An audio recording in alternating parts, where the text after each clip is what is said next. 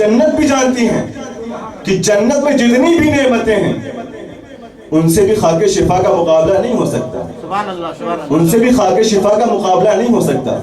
معصوم نے ارشاد فرمایا کہ اِنَّا تُرْبَةَ الحسین علیہ السلام دواء مفرد، کہ ایسی دوا ہے کہ جس کا کوئی جوڑ ہی نہیں ہے، جس کا کوئی مقابلہ ہی نہیں ہے. کوئی سا بھی مرض ہو تم سے کھاؤ اور تمہیں فائدہ ملے گا. آ گیا راوی اور آنے کے بعد دست ادب کو جوڑ دیا، مولا کیا آپ نے یہ نہیں کہا تھا کہ تمہیں کیسا بھی مرض ہو تم خاک شفا کو استعمال کرو، خاک شفا کو کھاؤ، تمہیں شفا مل جائے گی. امام غضبناک ہوئے، فرماتے ہیں فما بالو، تیرا کیا ارادہ ہے؟ کہا مولا ارادہ تو کچھ نہیں، میں نے استعمال کیا تھا لیکن مجھے فائدہ نہیں ملا. کہا فائدہ نہیں ملا؟ ہر چیز کو استعمال کرنے کا ایک طریقہ ہوتا ہے. آپ جب مریض ہوتے ہیں ڈاکٹر کے پاس جاتے ہیں دوا لیتے ہیں تو کیا سیدھا دوا لے کر کھانا شروع کر دیتے ہیں؟ نہیں، دوا لیتے وقت ڈاکٹر سے پوچھتے ہیں پرہیز کیا کرنا ہے، استعمال کیسے کرنا ہے. بغیر طریقے استعمال کے دوا فائدہ پہنچا ہی نہیں سکتی. اسی طریقے سے خاک شفا کے استعمال کے لیے بھی شرائط ائمہ نے معین فرمائے. امام پوچھتے ہیں بتا تو استعمال کیسے کرتا ہے؟ کہا بس مولا خاک شفا لیتا ہوں اور کھا لیتا ہوں.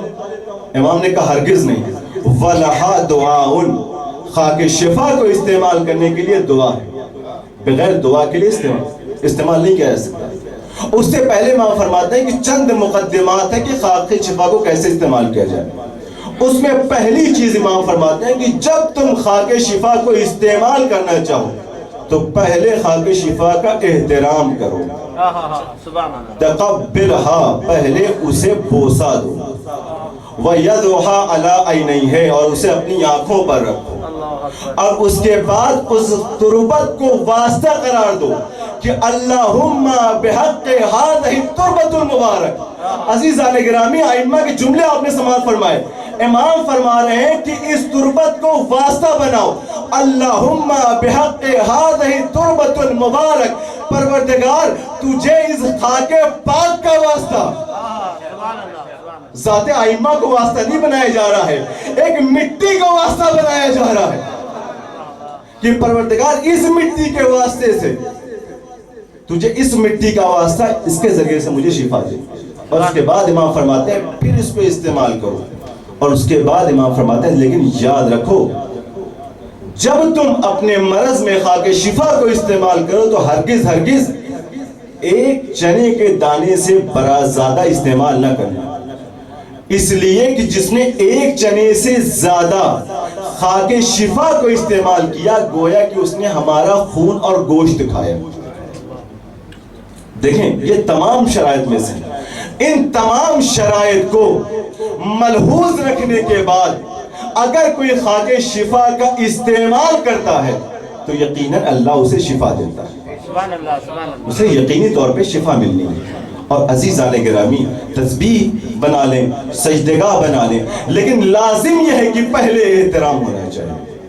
بغیر احترام کے کوئی فائدہ ملنے والا نہیں ہے. ہم دیکھتے ہیں کہ تسبیح کسی کے پاس ہے، بس ایسے ہاتھ میں اسے لولاب کی طرح گھما رہا ہے، عدم احترام میں شمار ہوگا.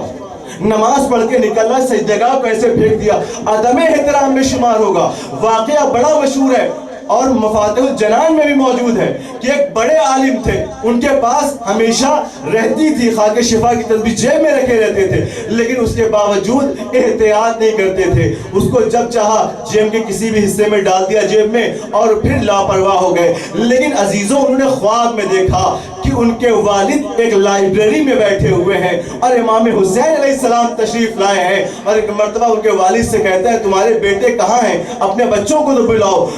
میرے والد نے تمام بیٹوں کو بلایا، اور جب میرے تمام بھائی والد کے حضور پہنچے، امام حسین علیہ السلام کے حضور پہنچے، تو امام نے سب سے بڑے ہنس کے ملاقات کی، لیکن جب مجھ سے ملاقات کی تو ایسا محسوس ہو رہا تھا جیسے ناراض ہوں. اس کے بعد امام نے سب کو تحفہ دیا، ایک ایک کر کے سارے بھائیوں کو تحفہ دیا، لیکن جب مجھے تحفہ دینے کی باری آئی تو میرے ہاتھ میں تحفہ نہیں دیا بلکہ میرے سامنے تحفے کو ایسے پھینک دیا۔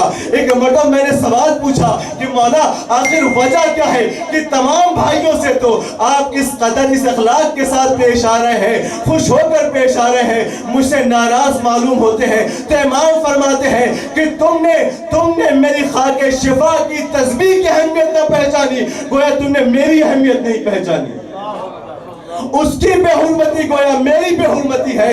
لہذا عزیزان گرامی، نتیجہ یہ نکلا کہ خاک شفا کی اہمیت، خاک شفا کی عظمت ویسے ہی ہے جیسے ذات امام حسین علیہ السلام کی ہے۔ صلوات پڑھیں محمد